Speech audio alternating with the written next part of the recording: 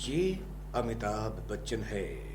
दिल वालों का प्यारा, यारों का दुलारा, जज्बात का सैलाब, एक्शन का तूफान। अमिताभ बच्चन, जिसकी काम के लिए लगन उसे एक नहीं कई बार खतरों के करीब ले गई और वो हर बार विजय पाकर लौट आया। मगर एक रोज अमिताभ की तकदीर न जाने कहाँ थी। 26 जुलाई सन 1982 की शाम बेंगलोर शहर में फिल्म कुली की एक जबरदस्त एक्शन भरे सीन की शूटिंग करते हुए अमिताभ बच्चन बुरी तरह घायल हो गया। एक लोहे की मेज का कोना अमिताभ के पेट में जा धंसा था। सुना है कि अगर उसी वक्त ऑपरेशन हो जाता तो तकलीफ ज्यादा ना फैलती, मगर ऑपरेशन टलता गया और बात बढ़ती चली गई, यहां तक कि अमिताभ मौत के दरवाजे तक पहुंच गया। इसके बाद अमिताभ बच्चन मुंबई के एक बहुत बड़े अस्पताल में एक नहीं कई ऑपरेशन, सांस की तकलीफ, गुर्दे जिगर और आंतों की हालत बेहद खराब, बचने की कोई उम्मीद नहीं, करोड़ों चाहने वाले परेशान, हफ्तों तक अस्पताल के आसपास अमिताभ के दोस्तों कदरदानों का हुजूम, सबकी आंखों में आंसू, सबके लोगों पर यह दुआ कि काश अमिताभ बच जाए।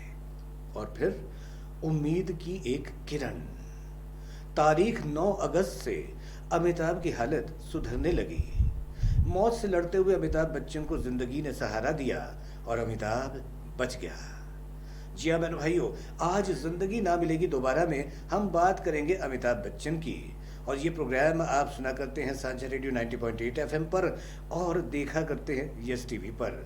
और बहनों भाइयों, आज मैं आपको एक बड़ी कमाल की बात बताता हूँ और पूछना चाहूंगा सबसे पहले कि अमिताभ बच्चन का सरनेम क्या है। तब आप हंसेंगे और कहेंगे कि भाई आज मजाक करने की सूझी है क्या? लेकिन ये मजाक की बात नहीं है, ये हकीकत है।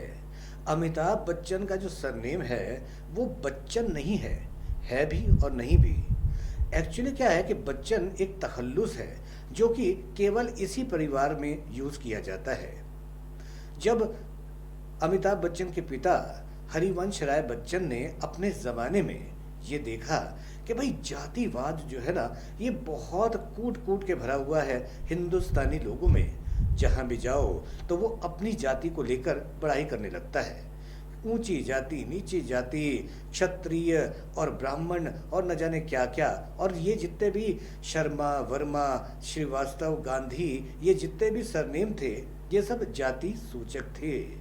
और हरिवंश राय बच्चन यानी कि महान कवि, यानी कि महान वक्ता, ये नहीं चाहते थे कि इनके परिवार की पहचान किसी सरनेम यानी कि उपनाम या फिर जाति सूचक शब्द से हो। इसलिए उन्होंने अपने नाम के साथ में एक तखल्लुस अपनाया, बच्चन। और फिर आगे जाकर यही तखल्लुस सभी ने अपनाया, अमिताभ बच्चन ने भी। तो फिर इनका सरनेम है क्या? मैंने अभी आपको बताया था बातों बातों में, अमिताभ बच्चन का जो सरनेम है वो है अमिताभ श्रीवास्तव। जी हाँ, श्रीवास्तव उनका असली सरनेम है। बाद में इन्होंने बच्चन को अपना लिया। तो बहनों भाइयों, ऐसे बहुत सारे फैक्ट्स हैं जो कि मैं जानता हूँ अमिताभ बच्चन के बारे में और कलाकारों के बारे में भी, जिनके बारे में मैं आपको बताता रहूँगा इस प्रोग्राम में जिसका नाम है जिंदगी ना मिलेगी दोबारा। बहनों भाइयों, मैं आपको ये भी बताना चाहूँगा कि हरिवंश राय बच्चन साहब ने अपनी ज़िंदगी में बहुत ज़्यादा स्ट्रगल किया। ठीक है, उनका नाम बहुत बड़े कवियों में आता था, भाई वो बहुत ज़्यादा नामचीन कवि थे। उनकी जो पुस्तक थी मधुशाला, वो तो आज तक गाई जाती है काव्य के रूप में।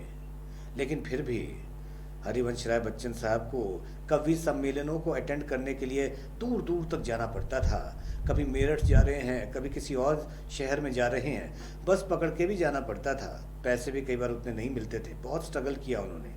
अमिताभ तो खैर फिल्मों में आने के बाद में एक बहुत अच्छे मुकाम तक पहुँचे, लेकिन बहनों भाइयों, अमिताभ बच्चन ने भी बहुत स्ट्रगल किया अपनी ज़िंदगी में और उनकी पहली 14 फिल्में बहुत बुरी तरह फ्लॉप रहीं।